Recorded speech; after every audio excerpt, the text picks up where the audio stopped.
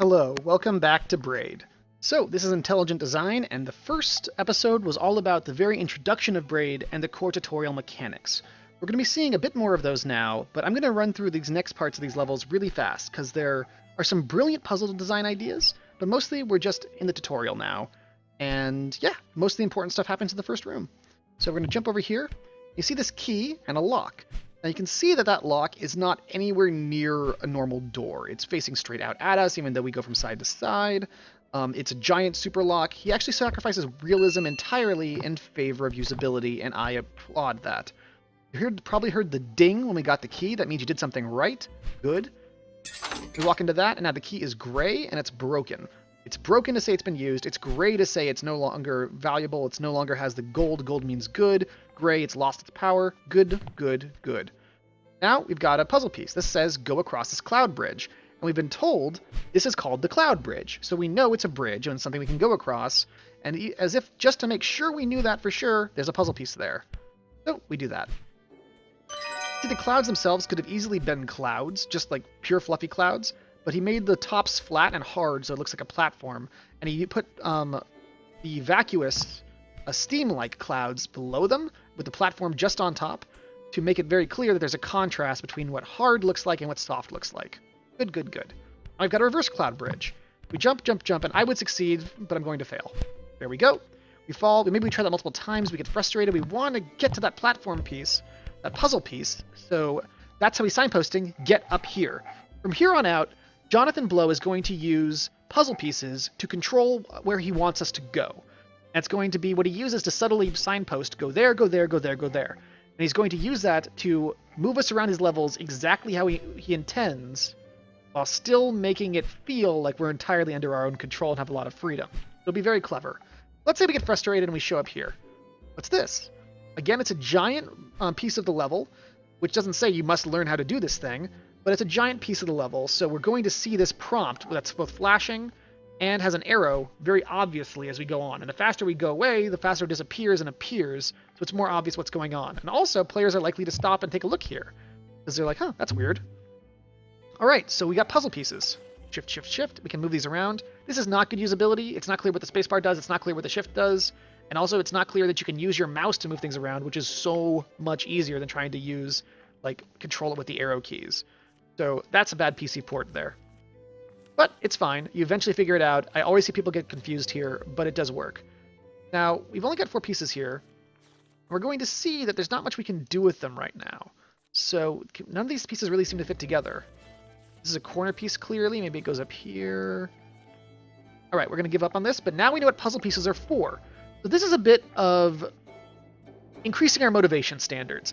Now, very shortly, he's going to add a huge amount of frustration to the game. In fact, in this very room, he's going to add a huge amount of frustration to the game. So what he wants to do is make sure we have added emotional commitment to actually see it through. So he puts this piece right here. This is here for such an important reason. Now, there's a psychological trick that if people start something, they want to finish it. If you start a chapter, you want to finish the chapter. It feels like you made progress. You don't want to lose that progress. And your brain wants resolution. Your brain wants resolution. So what you do here is by giving us some puzzle pieces and showing us what they're used for, we want to get all the other pieces so much more, because we want to complete that freaking picture. It seems small, but it's true. So he gives us this section right here before he adds all the frustration, as we're about to see. So I want to get across that gap, maybe? I don't know. Let's go down and put this in. Hey, look. Can we fit these together? Try moving them around. These pieces look like they go together in some way. Oh,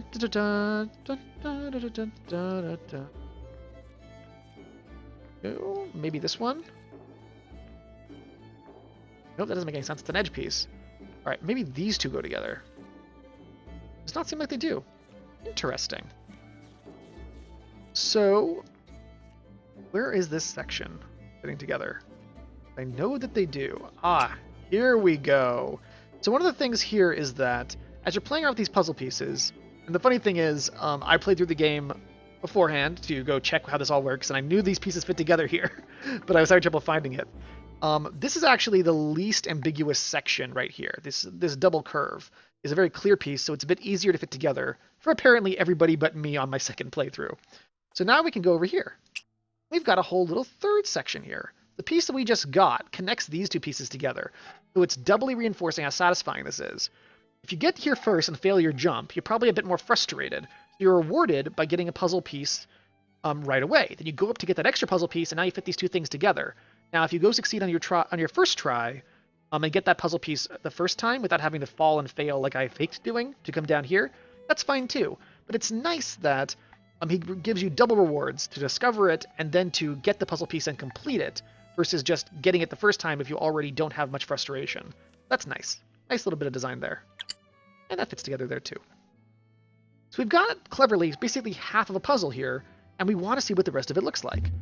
Let's get these puzzle pieces. Let's get these puzzle pieces.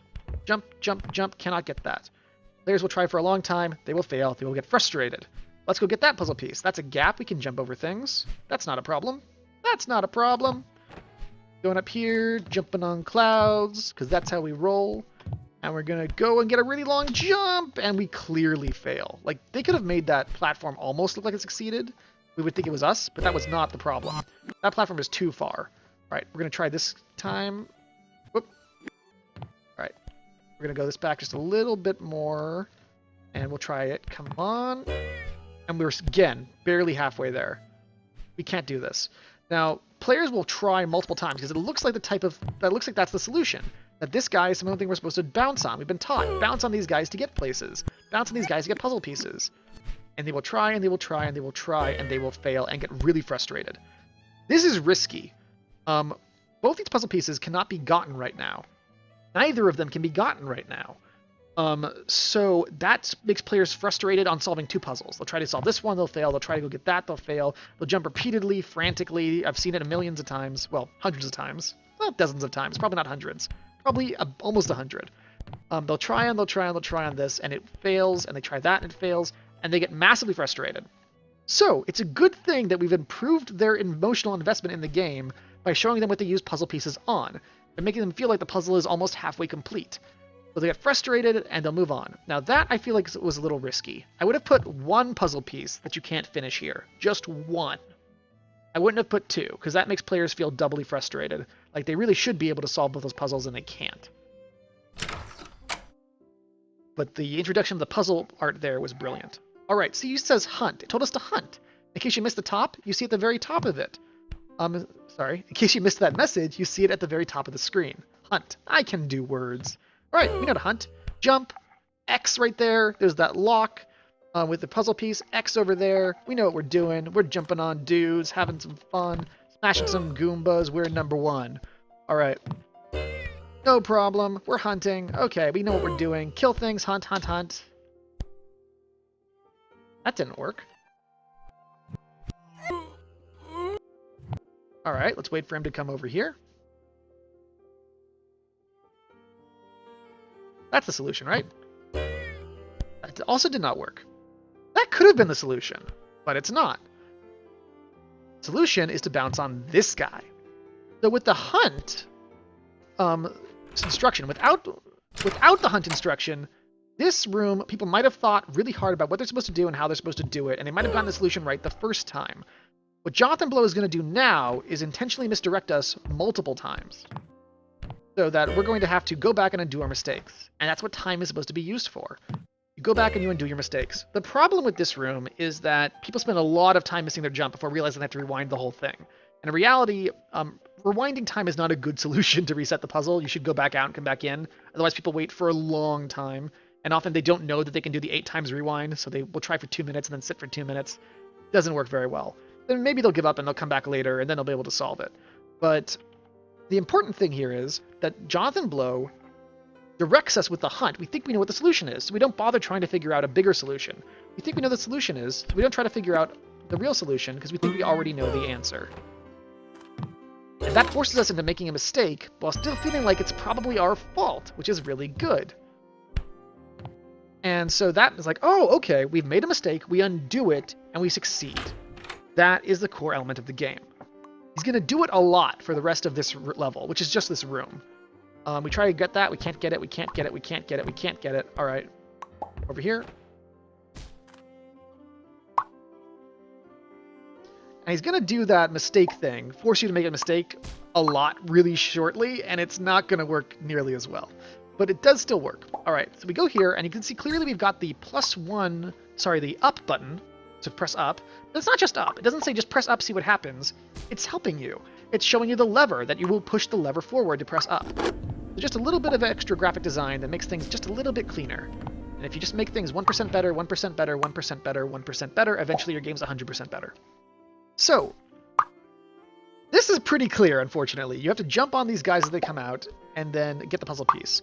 This is almost impossible to do if you don't realize that you can watch the fuse on the cannons to see when they're going to shoot.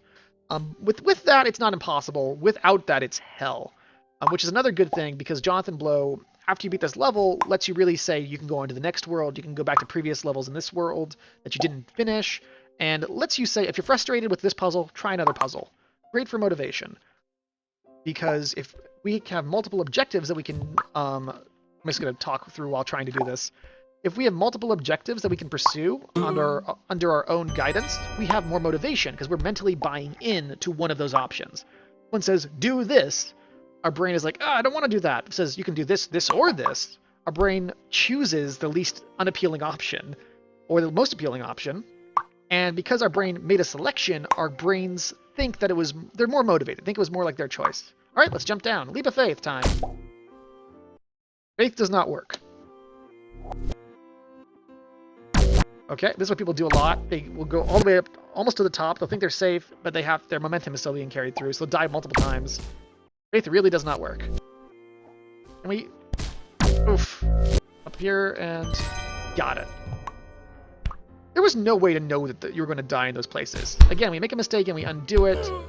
We make a mistake and we undo it, but that time it was entirely his fault. It feels unfair, but we kind of forgive him because we have time. Oh, and we're dead.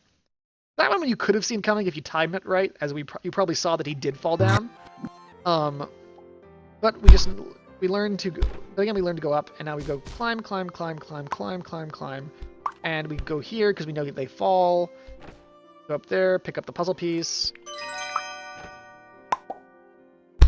and we're dead. All right, let's go back down. Go here, wait for him to fall down, and we go up again. Oh, hello, Mario. Again, we have Mario. That's really cool, too, because they didn't just copy, in both the Goomba style things and that style thing, they didn't copy the exact creature. They made it look like a more intense adult version of it. More like it's a detailed, like there's more to this world and more to this story of Mario than we would think otherwise. Flag, castle.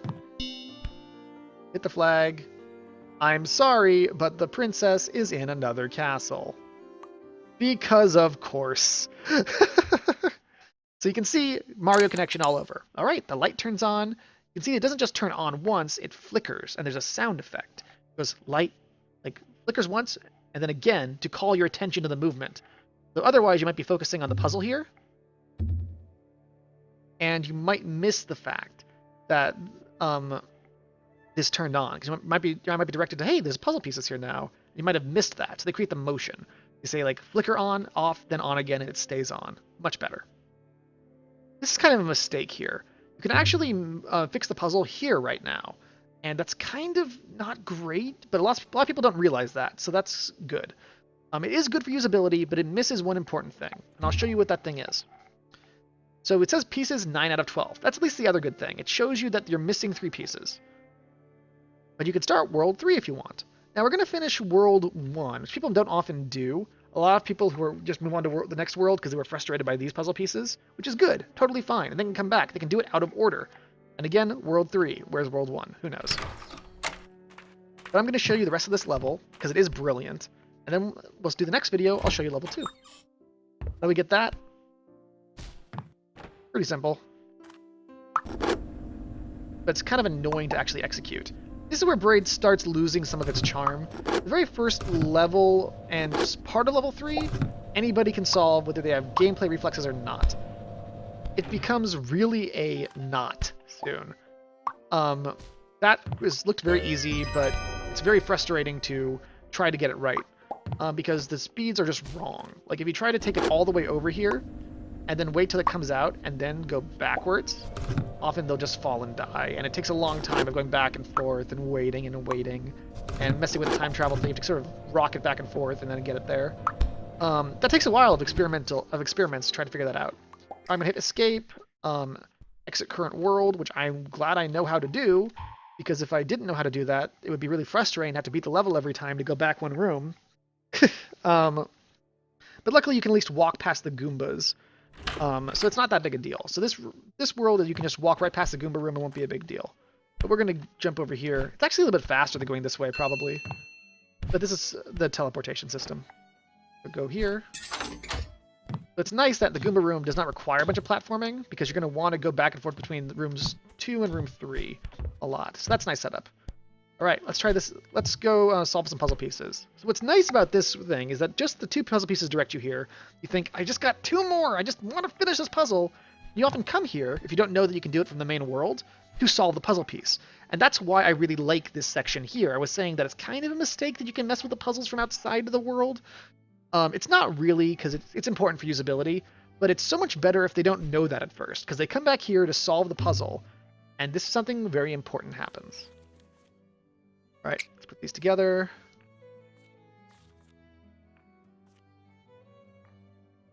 Okay, move those around.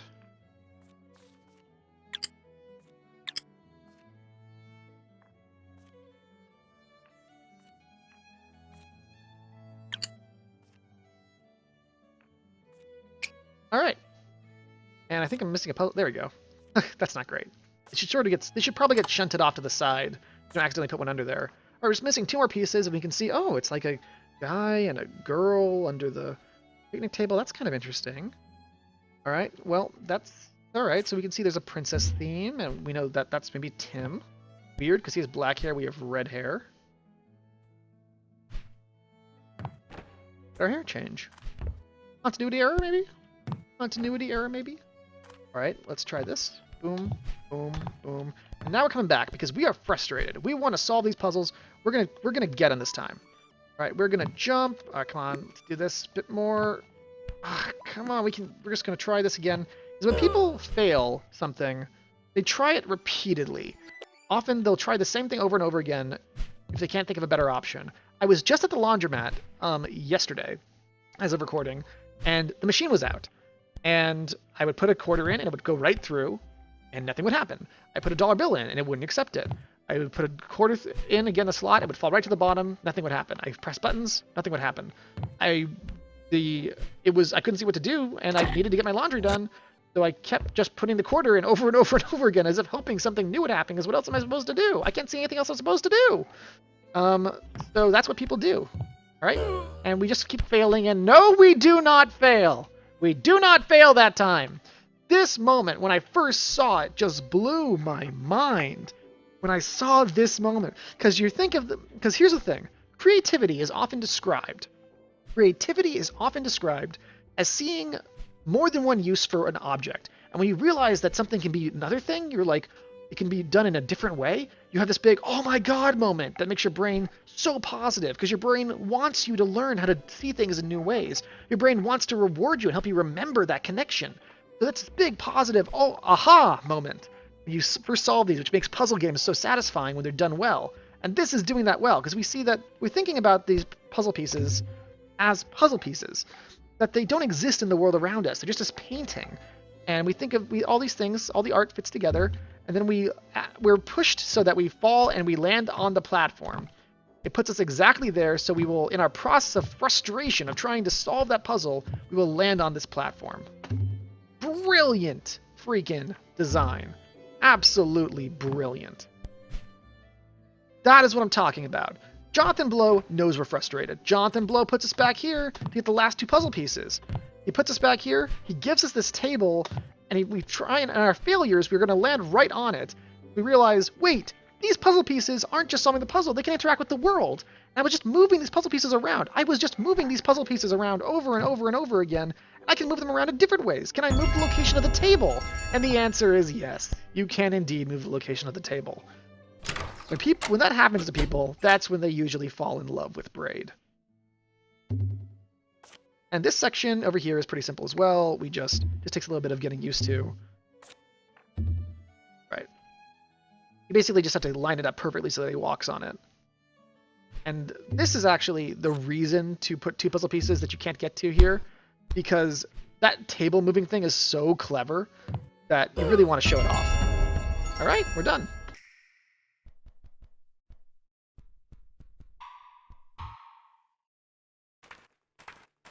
Well, thank you very much for watching this episode of Intelligent Design. As always, I am your host, Dan Felder, and we're just going to put these last 2 puzzle pieces together, because I was just going to end it, and there's no reason for me to do this now. You don't need to see me do this puzzle, but it's incomplete. I just want it complete. That's how psychology works. And now we have this mural, so we're probably going to get something like a timeline here as well. So again, everything's about time, everything's about before and after. We'll see this. I'm guessing, I don't actually remember. I do not remember, legitimately, that we will see a timeline here, because it looks just how natural that is. It's really nice. Really very nice. All right. Well, next time we'll come back with World 3, and after that, we're probably going to not do any more Braid, because I think that World 3 is amazing, and this level is really just to show you a few of Braid's smart ideas and the tutorial. Then over here is where they really start warping your brain with time mechanics, and it's so cool. And then after that, it's just more time mechanics, more time mechanics, more time mechanics, some amazing surprises. But you should really play it yourself. It's really fun. I recommend actually getting the game if you don't have it already. If not, you should get it. It's amazing. And try the game from here on out. And afterwards, come back, watch World 3. It's great. Or just come watch it. It's really fun. So, thanks very much for listening to Intelligent Design, and I will see you next time. You can find my website below in the description. It's danfelder.net. And you can also follow me on Twitter at DesignerDanF and find all sorts of my cool blogs and good stuff. It all gets posted. It's fun. And yeah, well, thanks for listening so much. And I will, for the last time, I'll repeat this. See you next time. Bye.